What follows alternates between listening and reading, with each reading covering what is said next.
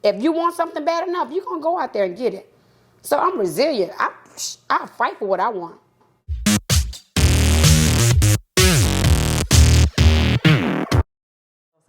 Hey, you guys, we are in the gym. We are here with the owner of Runway, Redi, and Fit with Twana. Hey, Twana, how are you? I'm good, Shamika. How are you? I'm doing amazing. Y'all, I'm so excited to have Twana on the show because she is a Jill of all trades. She is amazing at so many things. We want to get into the beginning. So, what got you into modeling? Well, Shamika, actually, I always wanted to model. Always wanted to get into the modeling industry. From a really small town in Mississippi, so I had no idea how to do it. But I went to the Sisterhood Showcase in 2002, and they were just getting off stage. They were having a fashion show. They were just getting off stage. So I went over and filled out the application. I told my girlfriend, I said, I'm about to go and fill out this application. And that's why it's so important to have people around you who believe in you, because she was like, go for it. And that started my modeling career. Okay, so Runway, Redi, and Fit with Twana. I love the way you incorporate both businesses into what you love doing. How did you get started with being a business owner? It's something I always wanted to do, Shamika. I didn't know what I was doing. I just knew that I had a passion for more. I knew that I could do more. God had more for me. And I just decided one day to step out on faith. When I started my first business, it wasn't even about me. It was about the person that I was associated with that decided not to take on the leasing space. And I said, you know what? I can do it. I was still working in corporate America, and I started counting the numbers. I started counting the cost, and I was like, I think I can do it. So I just took a chance and stepped out on faith and started my business. Okay, transitioning from being an employee to a boss. How did the transition feel like? How did you go about doing so? Because so many of us are afraid to take that leap from, a guaranteed salary to making it happen on your own. How were you able to do that or make that happen? Well, actually, I was already a boss. You don't wait till you become something. You already it. Yeah. You know what I'm saying? You just step in it. So I was already a boss in corporate America. I just made the transition. I just stepped out on faith. One day I decided that I deserve more. One day I said that I don't want anybody telling me at the end of the year that I'm worth 3% or 4%, no matter how hard I work or how little I work. And I was just like, you know what? I can do this. And I stepped out on faith. Now, I was very strategic about it, and I was smart about it. But I decided to step out on faith because I knew that God had more for me, Shamika. And I just did it. I took a chance on Twana. Okay, so success and strategy and faith. How do you incorporate those? Well, one thing I do know is that faith comes by hearing and hearing the word of God. And I hear and I listen to every single day. I've probably been doing it for over 20 years now. I listen to motivation, inspirational videos every single day. So I feed my mind. And the more that I fed my mind, the stronger I got mentally. I dealt with different tragedies and adversities, but I was like, this is not going to stop me. And if I can overcome this, I can overcome anything, right? And so I just strategically planned my exit out of corporate America. I took a leave of absence. And once I signed my lease, I didn't officially take the leave until that lease was signed. And when that lease was signed, I took a leave of absence where I still got compensated up for like 6 months. And then I exited out the door. Okay. That is amazing. So a lot of people we know that you have went through some adversity. Could you talk about some of the adversity or challenges you faced while being a business owner and how you overcame them and still stayed consistent? Well, most of my adversity I experienced prior to being a business owner. I moved to Memphis 1999. I got a divorce in 2002. Then I became a single parent. Then I bought my first home, bought my first car by myself. I felt like I was being liberated.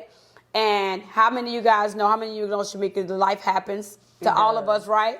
And so I experienced homelessness. So I was evicted out of my home where I actually lost everything. And even in the midst of that, Shamika, as I look back on it, if I had to do it all over again, I would. I don't want to, but I would, because I understand the other side. And I understand that all things work together for the good of those who love God and called according to his purpose. So, and I love God, and that God just strengthened me throughout the entire process.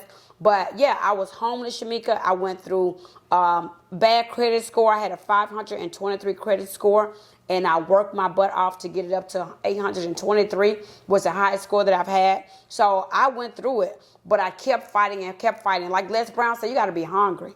You got to be hungry. And if you be hungry and you keep going, it's eventually going to happen.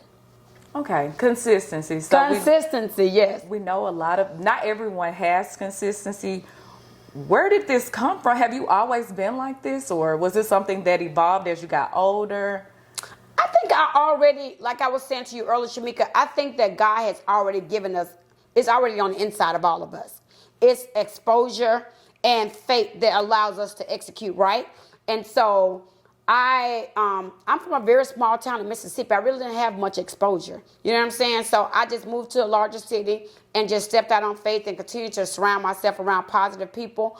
And consistency. Shamika, you know all about consistency. How much weight have you lost? Hey, we got to weigh ourselves, but I've lost quite a few pounds thanks to you. Well, thanks to you. We did it together, right? I'm just a trainer, and you executed. So you understand consistency. But to your point, you have to continue. Whatever it is that you want to do, you have to do today. You know, everything you do today is going to affect your tomorrow. You do nothing today, nothing happens tomorrow. So I understand the power of consistency. So when I pursued like the fitness, I consistently posted videos. I consistently worked out. I consistently stayed disciplined with my diet. So people started watching me and said, I would like to look like that. So that's why I started getting my clients. And even with business now, even with the boutique, you know, Shamika, I'm very, very consistent. Very. I shoot content every single week, right? And then, so I'm consistent. I put content out every single day. So consistency has been a blessing to me in my life. Showing up as your authentic self. So we all know, if you know Twana, you know she's a ball of fun, but at the same time, she knows how to switch the fun off and get serious and get to business. How do you incorporate that authentic, fun side of you into your business without being boring? Because, you know, a lot of people are trying to build a brand. Well, I'm not bored anyway. You're not. Right? So I'm not boring. So that's not even a part of who I am, right? And so, but the reality is, Shamika, real talk though, I don't know how to be nobody but Twana. Come on now. And this is me every single day. Anyone who knows me, Twana, you've been so full of energy your whole life. This is who I am. I love life. I understand that life is hard. I understand that life happens to all of us, but I love life.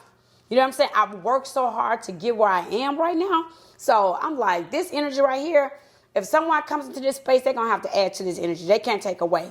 So, yeah, I'm authentic. I'm me. What you see is what you get. I don't put on a facade for anybody. The energy that I have is genuine, and that's just me. I only know how to be Twana. How important is it to you to empower women just by showing up? Oh, my gosh, Shamika, I love, love, love. The crazy part about it is when I first started modeling, I remember him telling me, he said, Twana, I went back and I looked at your application. And on your application, we're talking about over 20 years ago, on your application, he said it was asking about your objectives, things that you wanted to accomplish in this modeling industry. And I remember putting on there. I didn't realize I had done it. So he brought me in the office one day. He said, Twana, I want to show you something. He said, most people come to the modeling agency and they say, well, I want to be on TV. I want to be on a commercial. I want to be in a video. I want to do this, whatever, something that's vain. And he said, look what you wrote. And I just busted out in tears. And I said that I want to get to a place where I can enhance and develop other ladies. And so it's something I've always been passionate about. I don't know where it came from, Shamika, but anybody that I'm around, whether male or female, if I can be an asset to you, I don't need to be in your life. I mean, what am I bringing to the table? And if you can't be an asset to me, I really don't need you in mine either. So I don't know, to answer your question, I don't know where it came from. I just know that I love people, I love developing people, and I love helping people get to the next level. Now, I am a little biased when it comes to ladies and men. I love my ladies. We run the world for real. But yeah, but I'm very, very passionate about women and helping us get to the next level. Okay, speaking of that, how important is it for you to hang around other women who pour into you? Because I'm sure with all this pouring, sometimes you need to be poured into as well. So are you selective with who you hang around as far as, different people or the company you keep? And also, if you are selective, how do you go about choosing who to give your energy to and who to keep a distance from? Very good question, Shamika. I pay attention. I pay attention to my life. I pay attention to who's in my life. So it's very, very important to center yourself around people that are positive, around other positive women. And everybody brings something differently, right? So you may bring something to me that Nicole doesn't. Nicole may bring something to me that Tiffany doesn't. Whatever it is, right? And so I am very strategic about who I allow in my space. I don't hang around a whole lot of people, and it takes time. When people come around me, I may know them for months, if not a year, before I start hanging out with them or allowing them in my circle, in my personal space. So I'm very, very selective. I generally have about 2, 3 friends, people that I can call friends, and that's about it. I have a real small circle, but so I feel like if I allow you in my space, you're somebody special. Now, that's just how I feel. Mm-hmm. Brand image. How important is image to you? Image is everything. You know, Shamika, what's so crazy? My very first company was called Image and Influence. My very first company that I actually went to get business license in, it was called Image and Influence. And that was probably, I think, around 2004. So image is everything. Sometimes just your image speaks for you. You don't have to say anything. Just your appearance, just your image. And then when you speak and have something to say, that's a whole different thing. Because one thing I do know, Shamika, is when you open your mouth, you tell the world who you are. So your image is one thing, but then when you speak, that's a whole different ball game. And when you have both of them, boy, you're in the big league. Okay, speaking of image, so we talked about Runway, Redi, so I'm doing a shameless plug because even if you may not know how to dress well, you can always shop at Runway, Redi. They have amazing clothing. Something I like about you, you always make people feel so welcome and at home, and then you celebrate them when, they come in the store and they shop and they try on their clothing. And I know a lot of us may not feel the most confident because of maybe weight gain or body image issues. So I love the fact that you coupled fitness with also having a boutique. Where did this idea come from? It's my life. It came from my life. I think everything is what we ask. A lot of times we ask God to give us something. He says it's already on the inside of you. So I was already a fitness trainer, and ironically, I had started modeling back in 2002. So the thing about it is, Shamika, is that when we go through things in life, we don't understand it. That's why I say all things work together. There's some things that you probably did back in your past, whether your previous job or something that you learned back then that you're utilizing now. So I was fitness, I was modeling, I brought the two together. And one thing I do want to say about Runway Redi, the reason why I came up with that name is I wanted women to understand that every single day you can create your own runway. You don't have to be on a physical stage. When you walk and you put your clothes on and you look beautiful, you look amazing, and you strut in that office or you strut down that street or you strut in wherever you're strutting, that's your runway. You don't have to have a physical runway. That is your own. You create your own runway. And even if you don't like how the clothes fit, you can always go to Fit with Twana. Then I can get you in shape. Help you change your life, then change your appearance, your life, your health. Then I come over there and get you. Then you come over across the street and get dressed. So she has everything that you need to get your image together as far as, even if it's personal, but business-wise, or if you're trying to create a brand, she has everything you need. Even the fellas have Fit with Twana. You guys can take advantage of that as well. Yeah. If you want to get it's the summertime. Yeah. Get your bodies right so that you can fit these clothes and they can look good. Well, that's what you've been doing, Shamika. Look how amazing you look. Thank you. Oh, my goodness. And I got those tips. Twana always speaks of the importance of image. And you can see the numbers go up. When people see you, of course, we see something hit our feed. We see the presentation before we hear what the person has to say. So sometimes we have to work a little bit harder than the average person, because the average person isn't going to put out a video, let alone work out. So you have to do what it takes if you're serious about If your you're brand. serious, that's right. That's right. We didn't talk about owning a business while working a 9 to 5. How were you able to do that? I did it, and I will. And I read something a long time ago, Shamika. I don't know if I read it or heard it because I'm always either reading something or listening to something inspirational or motivational. And it said, work on your job. No, it said, work on your dream while you work on your job. And so I'm always in transition. We're always in transition, right, in our lives. And I saw an opportunity where I could keep working my job. So I had 16 stores, and I could maneuver kind of how I wanted to. I didn't have a set schedule. I didn't have a set time unless I had a meeting or something like that. So I would go to my gym or train on my lunch break or get off a little early and go train at my gym, and I worked that thing. But I do know that if it's something that you really want to do, Shamika, you will do it. If it's something that you really want to do, you will find time to do it. Now, as a matter of fact, you won't find time, you will make time to do it.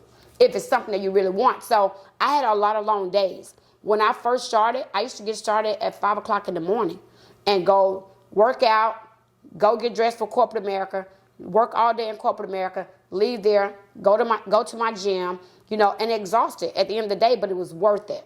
It was worth it because now I don't have that job anymore, which I loved. I absolutely love my job. Everybody who works a job, that's not a bad thing. That job was good to me. It paid my bills for years. I was there for 12 years. I love a great company, speak very highly of them, but I just knew that God had more for me. So that's, we all have our own journey, Shamika. Everyone has their own journey. You just have to know what phase of life that you're in and listen to God. He will always lead you.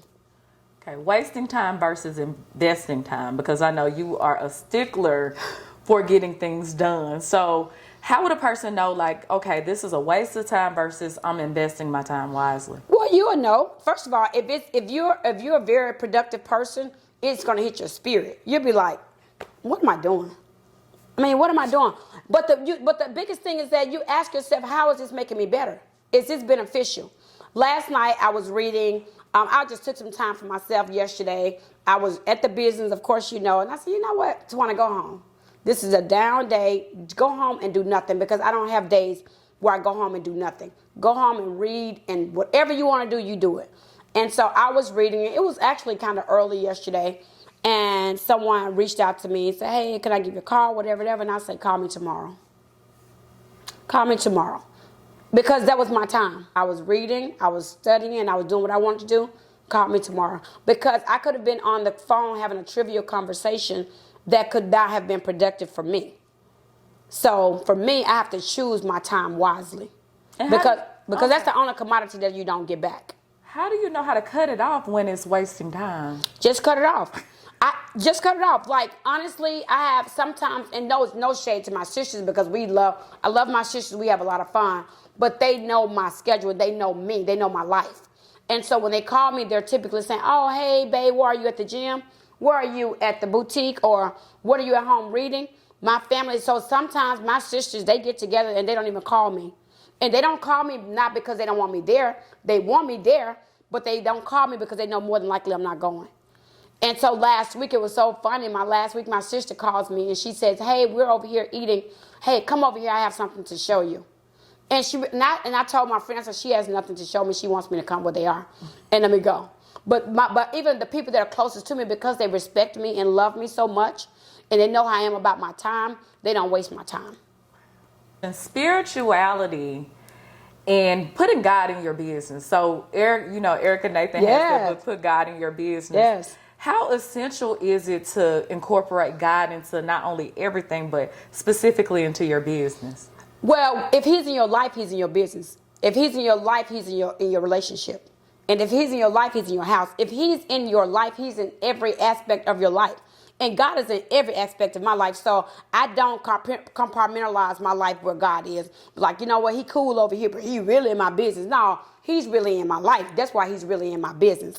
So I do know that, I feel like, Shamika, for me personally, I can't do anything without God. I can't do anything without. That's how I feel. And sometimes I don't even understand how people can do it without him. Because one thing that I do know, that the wealth of the wicked is laid up for the righteous. And I know that people going out there making quick money or going out there because easy come, easy go. They're doing things with a lack of integrity or trying to get around, And I feel like if you operate in integrity, you would get what you need to get. You know what I'm saying? But I think that what happens with that, Shamika, is that the reason why it's so important to have God in your life and in your business, because the Holy Spirit will convict you. If you're not doing something that's ethical, you are going to be convicted. If you're not doing something, even when it comes to your time, if you're not doing something timely and you're wasting your time, God will convict you. So I think that the Holy Spirit is so important. It's so important to have that relationship because God will speak to you, even in your quiet time, and God will give you a strategy. A lot of times we're asking God to give us things, give us. And sometimes we just need to ask God to give us wisdom, give us a strategy. For me, I will say that, we can get money. Money comes so fast. You can get money any kind of way. It's so much money out there. But my prayer is not for God to continue to give me money because he's giving me money, which he has so much more to give me. But I ask God to give me wisdom because if I get the money, the wisdom will allow me to keep the money. So I ask God. So God it's very important. It's an intricate part of my life. Okay. I said that was the last question. Well, that's okay, Shamika. We're good. This is the last question. So one of the things I always say is you cannot walk in someone else's calling. And, you see people, you're empowered about them, but some people say, oh, I see Twana doing that. I want to do that as well. And they think it's easy. What is the difference between you wanting something that you're not called to do versus it being your calling over your life and it's something that God has actually called you to do? How does the calling look like versus I just want to do it because she's doing? So it's two things. It's called you're either anointed or you're covered what someone else is having. And it says in the Word of God, don't covet what someone else has, because you don't know what it takes for them to get it and what it's taking for them to maintain it. So you don't covet what someone, you walk your own walk and you walk in your own pace. And it's crazy, Shamik, that you would ask me. I literally just saw something yesterday about this. Now I just saw it yesterday, but it blessed my spirit. And it was talking about the elephant and the dog being pregnant at the same time. And they got pregnant on the same day. The dog had babies, 6 weeks later? And then 6 weeks later, whatever, the dog had some more babies. But anyway, the dog had several babies several times, and the elephant still had this baby. And the dog walks up to the elephant saying, what's up with you? We both got pregnant on the same day. I've had so many kids, and you still hadn't even had your one child. And the elephant said, what I'm birthing is greatness. Greatness takes time. You keep doing what you do, and I'm going to do what I do. This is how I operate. And that blessed my spirit, because what that showed me is that, you know what? You keep being a dog, and you keep doing what dogs do. I'm an elephant. I'm great. So what I'm birthing is awesome. It's phenomenal. It's great. So guess what? It takes time. So guess what? You run your race, and I run my race. And we're going to see how it's going to work out for the both of us. I'm sorry for laughing. Okay. Describe your work ethic in one word. Resilience. Why do you say that? Oh, man. I go hard. I'm resilient. No matter what you bring at me, Shamika, I'm telling you, like, real talk. Like, if I want it, I'm going to make it happen. Real talk. Whatever it is I want, I'm a study. I'm going to ask. I'm going to seek. And the Word of God said, if you seek, you will find. If you ask, it will be given. So guess what I'm going to do? I'm going to do whatever I need to do in my power to get it. If you want something bad enough, you're going to go out there and get it. So I'm resilient. I fight for what I want.